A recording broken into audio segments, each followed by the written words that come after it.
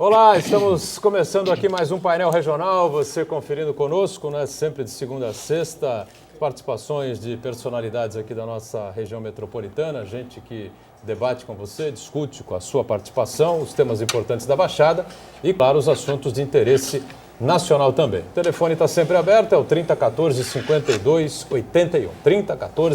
3014-5281 para a sua participação com a gente, perguntas, comentários, opiniões a respeito do que a gente discute aqui. E pelas redes sociais, facebook.com/painel regional TV, também fica à sua disposição para que você possa enviar aqui à produção a sua mensagem. Comigo nesta edição do Painel Regional, aqui na nossa bancada, com prazer recebendo o Luiz Carlos Janelli, responsável pelo PROCON de São Vicente, Heraldo José dos Santos também conosco, e aqui à minha direita, prazer receber o advogado, articulista Vicente Cassione. E sempre na abertura, as manchetes dos jornais que fazem a parceria com a gente aqui no Painel Regional, como é o caso do DL, Diário do Litoral, circulando aqui por toda a nossa região metropolitana. Está aí o diário. Liminar suspende obras de dragagem no Porto de Santos. É realmente algo impressionante o que não acontece por aqui, né? Aqui o DL para o Janelli, para o Heraldo. O Cassione ganha também o Diário do Litoral desta sexta-feira. Manchete também do Gazeta de São Paulo. Você está acostumado, você acompanha com a gente aqui, no mesmo grupo de comunicação do DL, trazendo aqui a manchete. O Senado, vou cortar aqui, Senado aprova medida provisória que libera dinheiro para as pedaladas. Pedaladas fiscais baseiam aí o processo de impeachment de Dilma Rousseff, que enfrenta na Câmara dos Deputados. Na justificativa enviada ao Congresso, o governo explica que esse repasse de créditos atende à decisão do Tribunal de Contas da União. Eu repasso então aqui ao Janelli, ao Heraldo e também ao Cassione, o Gazeta de São Paulo, que tem aqui uma matéria interessante na página 8, a gente pode comentar depois, né? O Ministério Público pedindo a prisão do ministro da Saúde e também do secretário de Saúde do Estado de São Paulo, porque até agora não foram fornecidos os medicamentos, ou canabidiol, né, a 7 crianças lá de Marília, no interior aqui do Estado de São Paulo. A gente agradece sempre os companheiros de bancada que estão conosco, cumprimentando aqui primeiro o Luiz Carlos Janelli. Tudo bem? Prazer revê-lo, Janelli. Prazer, Boturão. É um prazer estar presente. Estar nos cumprimentos do Dr. Cassione, ao Heraldo, a todos os telespectadores. Nessa data especial, gostaria de externar os cumprimentos ao Rafael Matos e Ive, pelo fato de amanhã vão casar, um casal de amigos muito bacana, pessoas do bem. Externos aqui os meus cumprimentos. Desejo muita felicidade e que seja uma festa bacana. Eu estou lisonjeado por ter sido convidado para ser padrinho, é um amigo. Rafael, deixo aqui um abraço, um beijo no seu coração. Eu desejo muita felicidade, meu irmão. Fica com Deus. Heraldo, tudo bem, Heraldo José? Tudo bom, Boturão? Chegamos aí ao final de uma semana que foi sacudida logo cedo pela violência daquele assalto, mas, de qualquer maneira, a gente cumpriu mais uma etapa. Cumprimentar aqui o Janelli, e o professor Cassione, que vem sempre nos esclarecer com o seu saber jurídico. É verdade. Tudo bem, Vicente Cassione? Eu quero primeiro saudar a vocês, Boturão, Janelli, Heraldo e aos caríssimos telespectadores. Eu não esclareço nada com o meu saber jurídico. Eu apenas transmito conhecimentos rudimentares dos 5 anos de escola, coisas que a gente aprende e que parece que alguns ministros do Supremo Tribunal Federal desaprenderam ou não aprenderam. Quando eu tenho feito as correções aqui, e graças a Deus até agora, as correções que eu fiz não foram desmentidas, não foi nenhuma obra de genialidade nem de grande saber jurídico, não. É o beabá do direito. Primeiro, segundo, terceiro, quarto e quinto ano de faculdade. É o suficiente. Muito bem. Lembrando que estamos online pelo site da TV Santa Cecília, como sempre, né? O Santa Portal. Você clica lá no ícone do painel regional e acompanha a gente em tempo real. Programa encerrado, você revê como preferir, né? Pelo YouTube, os trechos que achar mais interessantes ou o programa por inteiro. Olha, tem assunto aqui que não acaba mais. Por exemplo, empresa que faz a limpeza, que fazia a limpeza do Hospital Santa Casa, na Santa Casa da Misericórdia, quebrou o contrato. 6 meses sem receber e agora fica a pergunta, como é que um hospital desse porte, não é, vai se virar sem o seu serviço de limpeza? Vai pedir o quê? Para as pessoas colaborarem lá, para os pacientes também colaborarem, passarem lá o paninho, trazer de casa lá a vassourinha, e vai ser complicado isso aí, hein? Situação difícil, complexa, né? É claro que envolve a maior preocupação sempre com o corpo médico, com a estrutura hospitalar do hospital, com os equipamentos, enfim. Mas sem limpeza não dá, né? Não é só um problema de limpeza como a gente pensa em tirar o pó. Essas empresas cuidam da higienização, ou deveriam cuidar, da higienização do hospital. Porque, mesmo com esse trabalho feito, o risco de contaminação e de infecção hospitalar é muito grande. Se você deixa de fazer isso, um período de 2, 3, 4 dias, as cepas tomam conta. Então, eu acho que uma empresa, ainda que tendo o direito de receber, ela presta um serviço que não é apenas um serviço como outro qualquer. Não se trata de uma empresa de faxina que vai limpar escritórios no fim do expediente. Não se trata. Trata-se de um processo, volto a dizer, de higienização. Isto vale para as UTIs, isto vale para os centros cirúrgicos, isto vale para os quartos, porque as pessoas que passam pelo hospital continuamente são portadoras, muitas delas, de moléstias que têm infecção, que têm, portanto, bactérias, e essas bactérias, a gente se sabe, tornam-se resistentes, e cada vez mais os grandes hospitais, os mais importantes hospitais do Brasil, ainda não escaparam do problema de você ter nível 0 de contaminação. Uma Santa Casa sem a limpeza adequada, eu acho que isto é gravíssimo, mais um problema gravíssimo desta região. Todo dia nós temos alguma coisa acontecendo aqui de ruim. Eu não vejo nada acontecendo de bom. Ontem o jornal, a Tribuna, mostrou a paralisação de não sei quantas obras, 32 obras na cidade, paralisadas, que não vão ter sequência, que não vão chegar ao seu término por falta de dinheiro, de repasse do DAD, por falta de cumprimento disso ou daquilo. Então, nós vivemos realmente, eu não diria no inferno, não quero chegar a tanto, mas num purgatório permanente. E purgatório permanente equivale a inferno. Não é uma coisa, mas é, né? Não é aquilo, mas é. Bom, vamos aguardar para ver o que vai acontecer com essa situação da empresa, se ela retoma o serviço com algum acordo aí, ou com alguma verba que possa destinar para pelo menos amortizar parte da dívida que a Santa Casa tem com a empresa que é responsável por esse serviço de limpeza, inclusive limpeza hospitalar, essa parte citada pelo Vicente Cassione de higienização, que é extremamente importante, sem dúvida nenhuma. Né? Nós já temos informações de pessoas que têm seus parentes hospitalizados, que o pessoal do hospital já pede, né? Tragam fraldas, tragam sabonete, tragam toalha, tragam material de higienização, porque não tem. Né? Então, é um outro complicador para quem tem parente internado aí na Santa Casa. Mais um problema aí a ser resolvido pela nova provedoria lá. Olha, uma liminar, está aqui a capa do Diário do Litoral, né? Uma nova liminar suspende as obras de dragagem do Porto de Santos, aí alguém pode... A que título foi suspenso? A empresa... Problema de licitação? Problema de licitação. Infraestrutura para variar. aérea, né? Conseguiu uma liminar para suspender a contratação de uma outra empresa a realizar o serviço de dragagem no complexo aqui do Porto. A Secretaria de Portos, que a decisão judicial impede o órgão de convocar a segunda colocada no processo e obriga o governo federal a aguardar até que a empresa que ganhou consiga obter uma certidão que está pendente. Foi quando o ministro esteve aqui, Helder Barbalho, esteve na CODER, ia assinar, não é? Cidadão emérito. E aí não assinou, né?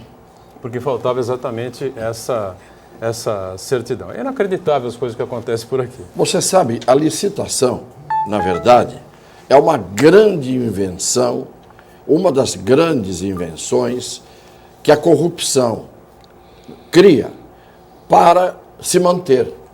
Porque o dia que você terminar com as licitações como regra e transformar os processos de admissão de empresas para fazer obras ou prestar serviços via leilão, está resolvido o problema. Leilão eletrônico? Leilão eletrônico. Quem oferecer mais, leva. E ponto final. A licitação é o caminho, primeiro, para fraude no certame, quer dizer, quem ganha. Segundo, é o caminho para oferecer pouco, ganhar a licitação e depois superfaturar nos aditivos. Então, a licitação parece que é moralizadora, mas ela, na verdade, não é moralizadora. A moralização seria o leilão. Está aqui o que tem que ser feito. Quem oferece mais? Está acabado, resolvido o assunto. E sem desculpa, e sem aditivo, e sem documentação disso ou daquilo. Esta é a fórmula. Por que não interessa? Porque a licitação permite os consórcios debaixo do pano, as associações, o cartel. Entendeu? Eu tenho uma empresa, o Janelli tem uma empresa, eu digo, olha, essa aqui eu ganho, aquela ali você ganha ali na frente, e a gente se compensa. É o que as grandes empreiteiras faziam, né? É o que faziam. Tudo denunciado. É o que faziam. Então, Mas fazem no leilão também, professor. no leilão menos. Porque no leilão não tem conversa, você tem que dizer quem vai oferecer o melhor preço. Acabou. E o leilão permite que, no momento em que houver qualquer tipo de inadimplência da prestação do serviço, paralisação de obra, ou o que seja, rua. Agora, como é que pode você avalizar aí uma licitação, o ministro vem aqui, a gente discutiu isso aqui na oportunidade, né? Para assinar o contrato com a empresa, para começar, então, essas obras de dragagem no Porto Santo, no Canal de Santos, e aí falta um item lá, uma certidão a ser apresentada. Se falta uma certidão a ser apresentada, então a empresa não pode ser considerada vencedora, né? É engraçado que os dois problemas apresentados pela mesa, inicialmente o problema de gestão da Santa Casa de Santos e esse problema de licitação, decorre-se do mesmo princípio, né? Da falta de previsibilidade ou falta de estudo concreto a respeito da necessidade mais oportunidade para você fazer a obra ou o serviço público. Engraçado que no primeiro tema, referente à Santa Casa, é inadmissível uma interrupção no serviço público se dentro da necessidade da contratação você tem que fazer um estudo orçamentário, um estudo de impacto orçamentário para ver se a prefeitura tem condições de arcar com toda a despesa avançada, marcada. E com relação à própria licitação também, a própria licitação tem a regra lá estabelecida, a documentação que tem que ser apresentada, a Lei 8.666 deixa muito claro com relação a isso. Agora, infelizmente, muitos agentes públicos eles tentam atropelar a legislação posta com a finalidade de ter algumas vantagens de ordem ilícita, como o Dr. Vicente Cassione apresentou aqui com muita propriedade, e com a finalidade de que isso venha a passar. Mas hoje em dia as instituições estão aí para fazer a devida fiscalização e foi acertado o ingresso da ação junto no Poder Judiciário para fazer essa fiscalização, haja vista a necessidade de ter um cuidado com o dinheiro, com o erário público. E o agente político, as pessoas que estão se colocando na posição de agente político e estão fazendo esses contratos de gestão, você tem que cumprir a lei. Se não cumprir a lei, vai ter uma liminar suspendendo, vai ter interrupção do serviço público, mas tem que ter, acima de tudo, um ingresso de ordem criminal contra essas pessoas. Entendeu? Essas pessoas têm que ser investigadas e condenadas e processadas por esse dano que ele comete à sociedade. Porque, como vamos falar para as famílias que estão lá na Santa Casa de Santos, precisando de um tratamento melhor, um tratamento mais digno à sua sobrevivência, e de outra parte, uma suspensão do serviço público? As pessoas estão lá numa situação de desespero, de necessidade de ter um ambiente limpo e ter um ambiente sujo. Por quê? Porque não houve previsibilidade por parte da administração pública de estabelecer uma despesa de acordo com a sua receita. Não houve um estudo orçamentário anteriormente para ver uma contratação. Creio, doutor Cassione, que os administradores que estão à frente da Prefeitura de Santos não podem ser tão incompetentes a esse ponto. Mas a Prefeitura aí acho que não tem... Não, aí não... a Santa Casa... Então, a própria Santa Casa, para poder... até a própria Santa Casa para poder ter essa avaliação. E com relação ao contrato de licitação é a mesma coisa. O aditivo, esses aditivos, essas certidões, elas... há uma previsão legal. Tem que ser cumprida essa previsão legal. Uma vez cumprida essa previsão legal, realmente vai dar sequência ao processo administrativo. Agora, fora isso, realmente vai ter o ingresso para o Ministério Público e as liminares serão concedidas. Nesse caso dessa licitação da dragagem do Porto, tem muita coisa errada, porque a licitação a gente sabe que ela se opera em várias fases. A primeira é exatamente essa da verificação, da habilitação das empresas. Se não tem a certidão, de pronto já é eliminada. E o que acontece na maioria das vezes, professor? As empresas não recolhem o INSS que lhe cabe, a parte empresarial, e ficam retendo aquele dinheiro, até esperar uma oportunidade de uma outra grande licitação. Quando vier essa outra licitação, o que eles fazem? Eles vão na Previdência Social e pedem o parcelamento daquele débito. E aí, às vezes, demora, né, a expedição de uma certidão. Só que, na fase de habilitação do certame licitatório, é já desclassificatória. Agora, a empresa vem se mantendo por liminares, aí eu acho que falta uma rigidez maior do Poder Judiciário, porque trava todo o processo, né, e a gente fica sempre com processos viciados. O grande problema que eu vejo é que nós falamos todos os dias aqui, e todos os comentaristas, em todos os meios de comunicação, falam do que está acontecendo pontualmente em cada setor da crise, mas ninguém vai ao fundo. Isto é, eu vejo que eu tenho aqui um furúnculo, eu vejo que me dá uma dor nesse lugar aqui, eu vejo que eu tenho uma dor aqui, eu vejo que há uma série de pontos que me acusam alguma anormalidade orgânica ou de saúde, e eu não vou à causa. O grande problema que precisa ser dito, e isso daria um programa inteiro, é que nós vivemos, primeiro, dentro de um país que não é diferente dos outros do ponto de vista de ser formado por seres humanos. E seres humanos nós sabemos que são capazes de tudo. Você veja lá a acusação contra o primeiro-ministro da Islândia. A Islândia, nobre Islândia, congelada lá no hemisfério norte, aparentemente um país ascético, um país que não tem nenhum tipo de infecção. A velha Islândia. O que acontece? O que aconteceu com a Islândia? Lá o primeiro-ministro acusado. Só que o primeiro-ministro acusado, 48 horas depois de ter sido acusado de ter conta no exterior, renunciou. Isso que ele fez. Estão acusando o Putin, estão acusando não sei quem. O problema é consequência do sistema. Nós temos hoje um sistema que é podre. E é podre porque não é de hoje. Veio vindo. O que é esse sistema? É o sistema que favorece a corrupção. Primeiro, por causa dos volumes de dinheiro que são movimentados. Que é movimentado, esse volume. É um grande movimento de dinheiro. Grande movimento. Então, é mais difícil as pessoas resistirem à tentação, mexendo com essas dinheiramas, é mais difícil resistirem. Mas o problema todo está no seguinte: quando você tem um sistema apodrecido desde o começo, a ponta da linha é podre também. Como é que você vai resolver a questão, por exemplo, do financiamento de campanha? Porque a base de tudo que a gente está vendo aí de propina é decorrência do tal financiamento de campanha. Só que não é o financiamento de campanha só.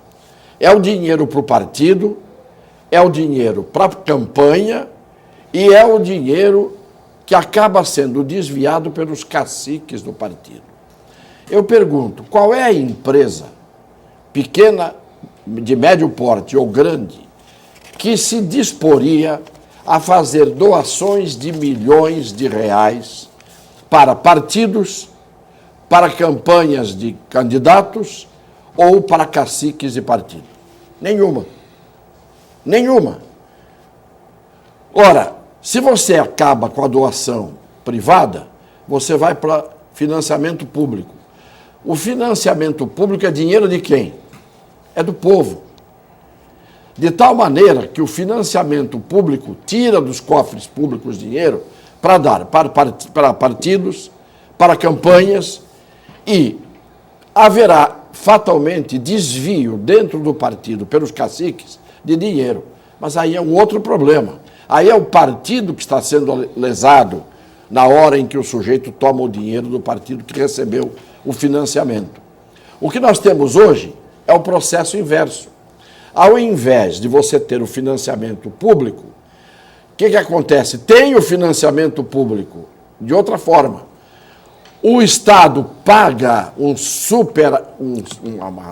superfaturamento às empresas que tinham que fazer uma obra por 100, fazem por 300. Portanto, a obra que custaria 100, custa 300, já saíram 200 do bolso do povo. Esses 200, ela ganhou a mais, ela dá metade disso para os partidos, ou para caciques de partidos, ou para campanhas, e ainda embolsa 100. Isto é, uma obra que custaria 100 para o nosso bolso, a empresa leva 100, que é o preço, leva em cima dos 200 de superfaturamento uma parte para ela, a outra parte dá para o partido e a outra parte dá para caciques de partidos. O que aconteceu? Nós financiamos 200 mil em cima de 100. É muito pior do que o financiamento público. Então o sistema é podre, o sistema se alimenta desse processo de corrupção que não tem como ser evitado enquanto nós não mudarmos todo esse sistema. Para mudar o sistema, você tem que mudar, primeiro, o regime em que a gente vive, o sistema de governo. Você tem que mudar as instituições, mas para você mudar as instituições, você tem que mudar a cultura do povo brasileiro, a cultura daqueles que entram para a política, maioria, não é? A cultura das pessoas que vão gerir as coisas públicas, a cultura das pessoas que vão mexer com o dinheiro do povo que não sai do bolso deles. Tudo isto é que leva a esse apodrecimento. Então, quando você diz, só tem corrupto, mas é claro, o sistema é feito de uma forma em que a corrupção acontecerá sempre. Eu vejo uma única solução, parece estupidez o que eu vou dizer. Mas o que é melhor? Uma revolução, uma guerra civil, ou você ter um processo de modificação que aconteceria da seguinte maneira. Primeiro, renunciam presidente, vice-presidente da República. 3 meses depois, renunciam todos os deputados, todos os senadores. 3 meses depois, renunciam todos os governadores dos 27 estados do Brasil. E 3 meses depois, todos os prefeitos e todas as câmaras de vereadores, pelo menos, vamos dizer, dividindo em 3 partes. Região Norte e Nordeste, depois região Centro-Oeste e Sudeste, depois região Sul. Com essa renúncia operada parceladamente em 1 ano, você teria, ao mesmo tempo funcionando, uma Assembleia Nacional Constituinte específica e exclusiva para tratar da reforma política e das reformas fundamentais.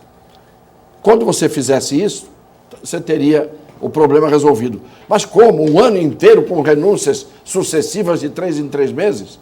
Sim, porque é a única maneira de você fazer algo menos sangrento do que uma guerra civil, em que tudo isso acontece de uma vez com o sangue correndo no meio da rua. Muito bem, nós vamos fazer um pequeno break e já voltamos. Muito bem, estamos de volta e recebemos hoje também a Camila Aloy, que ficou um tempo fora, mas está retornando, que vai fazer essa interação com os internautas e os telespectadores aqui do Painel Regional. Boa tarde, Heraldo, boa tarde aos convidados e boa tarde para você que está em casa. Sua participação sempre é muito importante aqui no nosso programa e a nossa página no Facebook está sempre aberta, aguardando a sua participação. Deixe sua pergunta, sua mensagem, qualquer das suas dúvidas aos nossos convidados sobre o assunto que está sendo debatido aqui no programa. Bom, professor Cassione, hoje praticamente todos os parlamentares se inscreveram para debater lá a questão do impeachment. A previsão que se tem é que a discussão avance pela madrugada, porque já na próxima segunda-feira a comissão quer votar, quer colocar em votação se leva a plenário ou não o processo de impeachment. O senhor que já esteve lá na Câmara, professor, a tendência é que todos queiram exatamente falar e pode, pelo regimento, se estender pela madrugada essa discussão? Infelizmente pode, porque a minha experiência mostrava, antes de eu ir para Brasília pela primeira vez, em 94, 95, que a fala, que não é o parlamento. Parlamento vem de parlare, falar.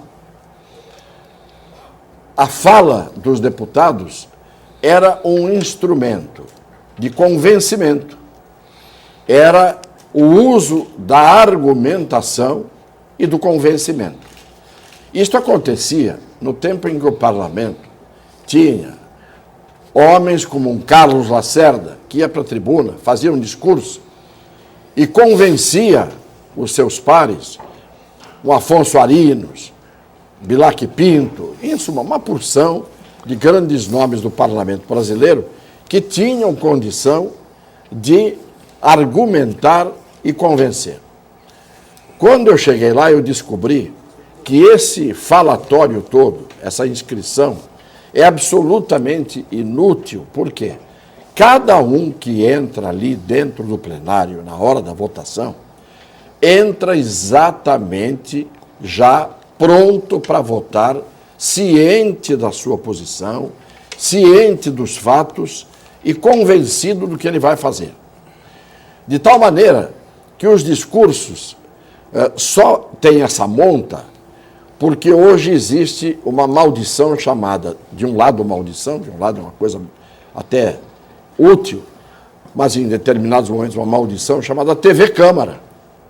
Porque quando o sujeito, é a mesma coisa no Supremo Tribunal Federal, fala-se muito mais num voto do que era preciso, porque o sujeito aparece na televisão.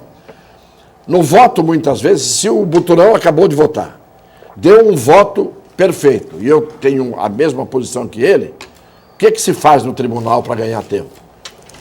Acompanho, subscrevo o voto do relator. É assim que se faz. Para que eu tenho que dizer tudo outra vez o que ele já disse? Então, o que acontece lá é isso. São pessoas que ficam apenas indo ao parlatório para parlapatar. Esta é a verdade. O que é parlapatar? É falar coisa que não tem sentido, produtividade nenhuma, e é pura e simplesmente um falatório estéril, inútil. Mas acaba tomando tempo. Quando se quer ganhar tempo com alguma coisa, falam poucos, ou não fala ninguém. Quando se quer perder tempo de propósito, falam todos, até os mudos. Isto é outro vício que existe, regimental, porque lá quem fala mesmo, pelo regimento, são os líderes. O regimento foi feito para dar a palavra para os líderes. Por isso que tem o baixo clero. Você não pensa que você pode chegar no parlamento, ter uma ideia importante para rebater algo que está sendo colocado como questão fechada? Você não tem o direito de chegar e dizer, peço a palavra e quero mostrar que existe aí um contrassenso. Não, você não pode falar. Só se você for líder ou vice-líder representando a liderança. É outro erro. Então você tem 513 pessoas, mas os que falam são sempre os mesmos. Aliás, não é só lá. Se você pegar a televisão, os mesmos são sempre os que são entrevistados. Você não vê outras caras. Cadê os outros 500? São 13, 14, 15 que falam sempre a mesma coisa e são sempre eles. Então, isto que está sendo feito agora, de inscrição, de varar madrugada, de vai varar o fim de semana, é porque a votação tem que ser feita impreterivelmente até às 17 horas da segunda-feira. E se você tiver que ouvir todos os inscritos, parece que já há mais de 150 inscritos individuais, fora as lideranças, você não vai ter tempo de fazer a votação, que tem que ser às 17 horas de segunda-feira. Eu sempre dizia lá dentro, quando eu ia para o microfone, eu dizia, o regimento da casa é feito para isto aqui não funcionar. Por isso que isto não funciona, porque é feito de propósito para não funcionar. Com muita inteligência, com muito engenho e arte, aquilo foi feito para não funcionar. É uma das coisas que tem que ser reformadas nesta coisa que eu disse, que as instituições têm que ser reformadas e a cultura do povo, cultura no sentido da maneira de pensar e de ser, antes de você tentar qualquer solução no Brasil. Senão você vai ficar malhando em ferro frio. O ferreiro que malha em ferro frio não faz nada. Quando você põe ali a bigorna, não é? E bate com o ferro quente, incandescente, da forma que você quer. No ferro frio, você vai bater, só faz barulho. Pem, pem, pem, pem. Não virou nada. E não é coisa nenhuma. Jair, quer completar alguma coisa? Não? Quero, achei perfeito o posicionamento. Lendo os jornais, a gente já tem mais ou menos um posicionamento da percentual de deputados que votarão a favor e contra o impeachment. Hoje mesmo saiu uma matéria na Folha de São Paulo em que 60% dos deputados manifestaram voto a favor do impeachment, quando é necessário a média de 67%, e 13% estão indecisos. Na verdade, essa indecisão de 13% é coisíssima nenhuma. Hoje em dia a coisa mais fácil é bater no PT. Ainda mais quando tem uma câmera virada, porque você adoça o ouvido da população. Esses 13% que falam que estão indecisos, na verdade, eles se decidiram contra o impeachment. Eu não estou aqui manifestando posicionamento a favor ou contra o impeachment. É isso. Esse falatório que farão mais tarde, essa exposição da ideia deles, farão para agradar a população, para se apresentar para a população, mas o posicionamento da Câmara já está consolidado. Janelli, você foi perfeito. Lá dentro a gente via isso. Você tinha os decididos a favor do A, os decididos a favor do B e os decididos a favor de serem indecisos até a hora do voto. Não estão indecisos nada. Fingem que estão indecisos. Ali dentro, a última coisa que tem é indeciso. E vou dizer uma coisa. O mais burro que conseguiu chegar na Câmara dos Deputados dá nó em pingo d'água. Ninguém se iluda. O mais burro, o mais estúpido dá nó em pingo d'água. A burro ali não existe. Então todo mundo sabe muito bem qual é o caminho que está fazendo. Não tem indeciso nenhum. O indeciso às vezes está esperando apenas, ele fala que está indeciso, para ver quem é que o tira da indecisão. Porque às vezes vem um cheque, ou vem um cargo, ou vem isso, ou vem aquilo. Não é? Eu me lembro na votação da reeleição do Fernando Henrique, eu era o líder do PTB, um dos meus liderados, um dos deputados, chegou para mim no Salão Verde, puxou do bolso um cheque de R$80 mil, dado pela Confederação Nacional dos Transportes, e disse, líder, mudei de ideia, vou votar a favor da reeleição. E aí votou e pronto. Votou? Eram 14 contra a reeleição e eram 10 a favor, 2 dias antes. Eu era um dos 14 contra. No dia, 2 só ficaram do lado que estavam. Eu votei contra, sozinho. o Duílio Pisanesi, que se absteve, porque era meu amigo, em solidariedade a mim, e os outros viraram em 48 horas, ungidos pelo Espírito Santo. Sobre essa delação aí, delação premiada dos diretores, ex-diretores, enfim, pessoal da Andrade Gutierrez, o ministro Gilmar Mendes, que agora é o presidente, né, do Tribunal Superior Vai Eleitoral, ser, a partir de maio. A partir de maio será o presidente do TSE, deu uma declaração curiosa, né? Pelo menos para mim, né? Diz que está comprovado, então, a lavagem de dinheiro na Justiça Eleitoral. Isso daí, a Justiça Eleitoral, o sistema eleitoral, como apresentado aqui pela mesa, realmente a lavagem de dinheiro é coisa rotineira. A gente tem um sistema eleitoral podre, em que o sistema financeiro e os empresários, eles dominam e fazem da classe política um manuseado para eles. A justiça eleitoral também não dá a resposta necessária que a sociedade espera por parte da justiça eleitoral, e o sistema fica dessa maneira.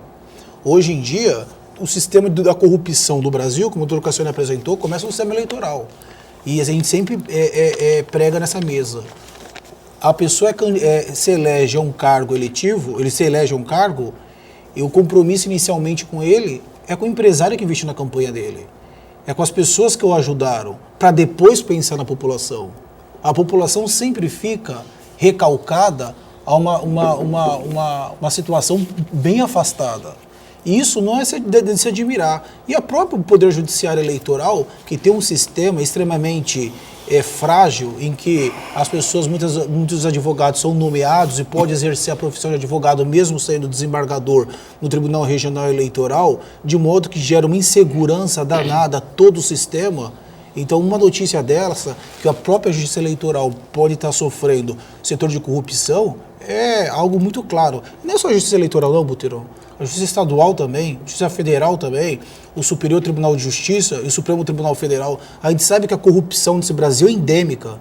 Todos os poderes estão envolvidos com corrupção. Não é o Poder Executivo, o Poder Legislativo, o Poder Judiciário, o Ministério Público.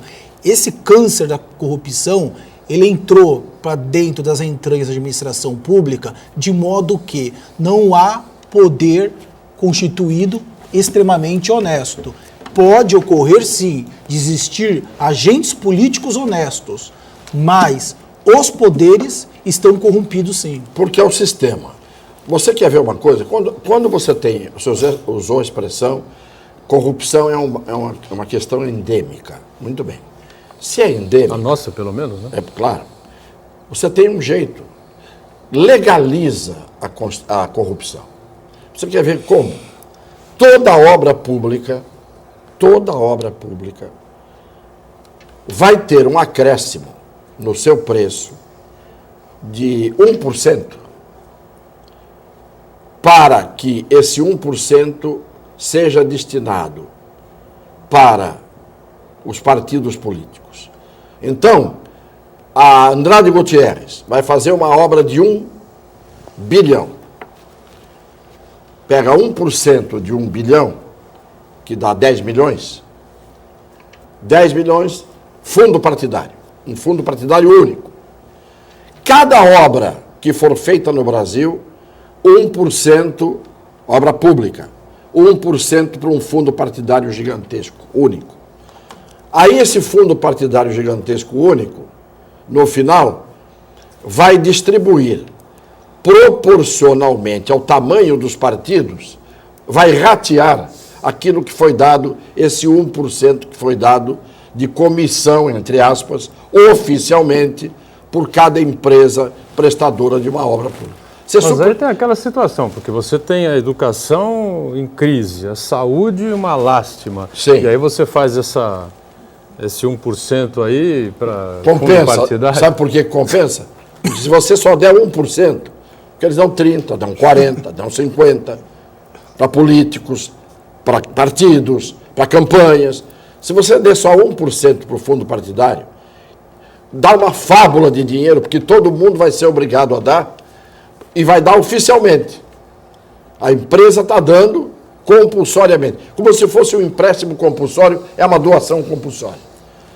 que vai acontecer? Se tudo se resumisse aí, porque aí cada um de dentro do partido, que se quiser roubar, vai roubar do partido. E aí o problema é com o partido. A dinheirama está no partido. E aí lá dentro, cada um vai tirar o seu ou não vai tirar o seu, é outro problema. Não vai tirar do bolso do povo, não vai tirar 30% do bolso do povo, 40%. Vai sair só 1%. E aí vai sobrar dinheiro, e bastante, e muito mais do que sobra hoje, para a saúde, para a educação, para tudo isso. Porque a política já está abastecida com essa pequena porcentagem de corrupção oficializada. Vamos dizer, o Cassiano é louco, ele está querendo oficializar a propina. Não, eu não sou louco. Eu estou querendo uma solução que é melhor 1% de propina oficial para os partidos de todas as obras que acontecerem públicas no Brasil, do que você tem o que você tem hoje vai continuar tendo.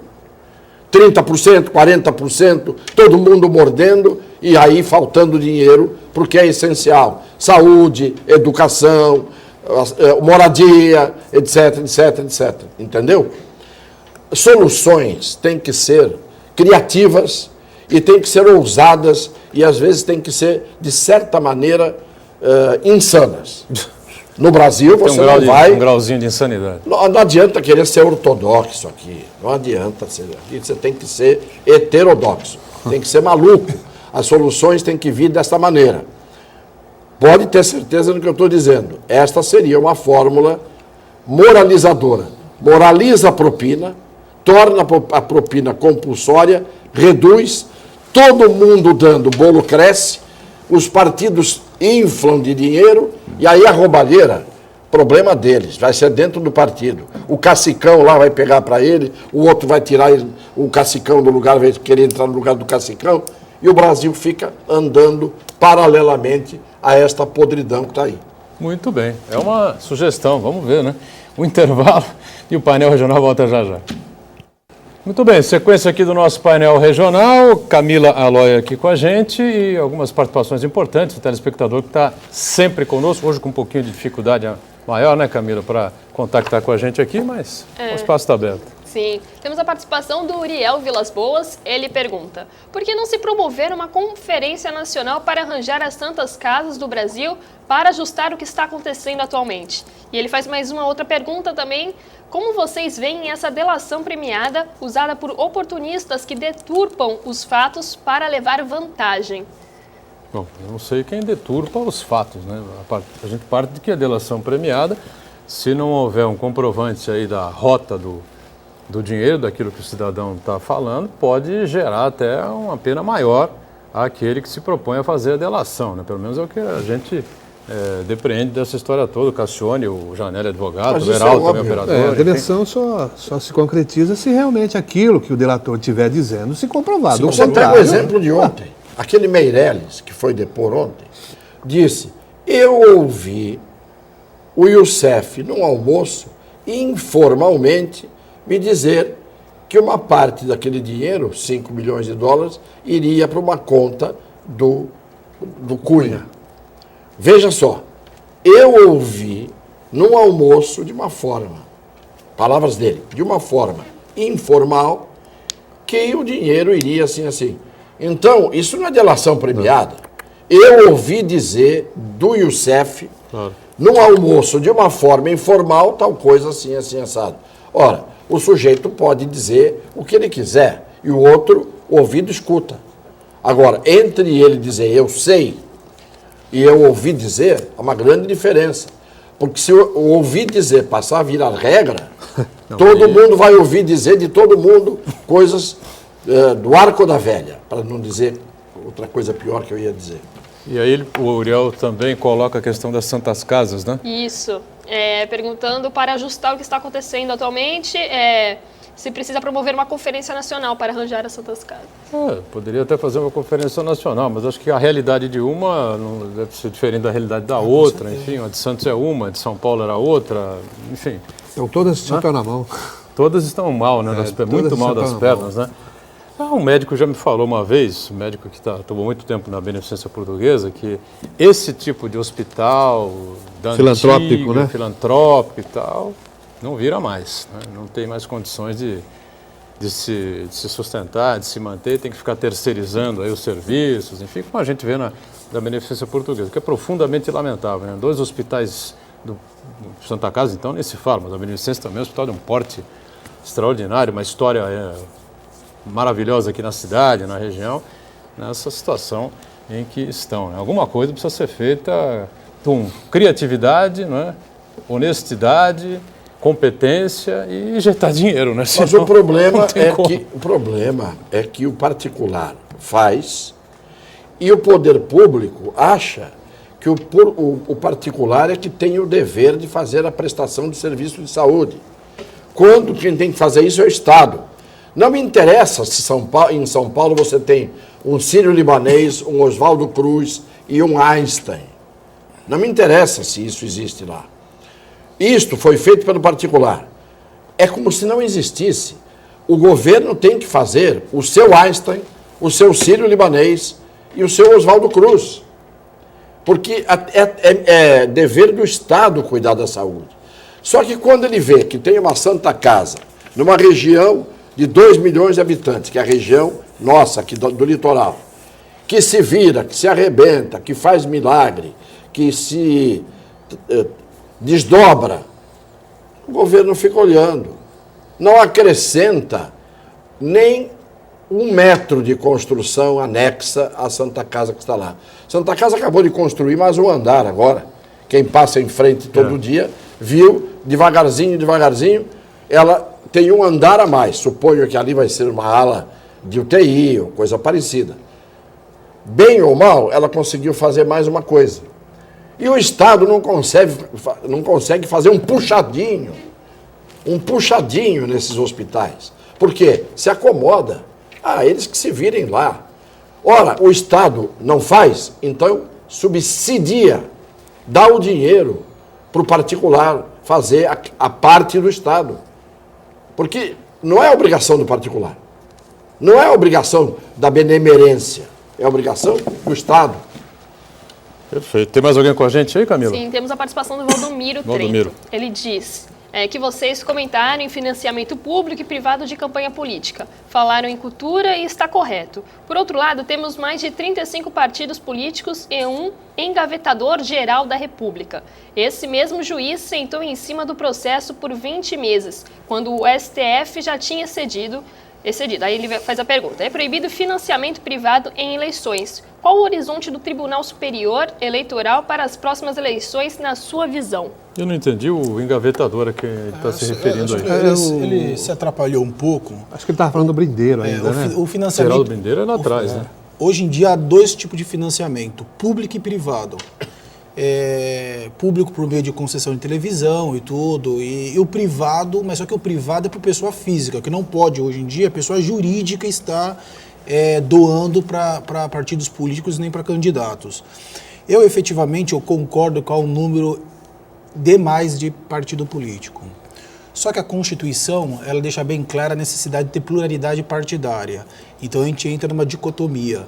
Tem muito partido que atrapalha, mas tem a Constituição que ela fala da pluralidade partidária. No meu ponto de vista, para resolver esse problema e de uma outra maneira atender o princípio constitucional, é que todo partido político obrigatoriamente tinha que ter candidato em todas as eleições, tanto para majoritária quanto para proporcional. E outra, o partido político só vai receber verba pública com relação para investimento e ter tempo de televisão se ele atingisse no pleito no mínimo 10% do eleitorado. Essa era uma maneira de naturalmente, sem afetar a ordem constitucional, respeitando a pluralidade partidária, você ter uma diminuição daqueles partidos que são montados tão apenas para negociatas, com a finalidade de ter um enxugamento desses partidos políticos e ficar tão apenas aqueles principais. E a questão você matou. E é exatamente isso a tese que é defendida. Obrigatoriamente, nas eleições majoritárias, candidatura própria. porque isto impede a coligação. Impedindo a coligação, impede o aluguel do tempo de televisão.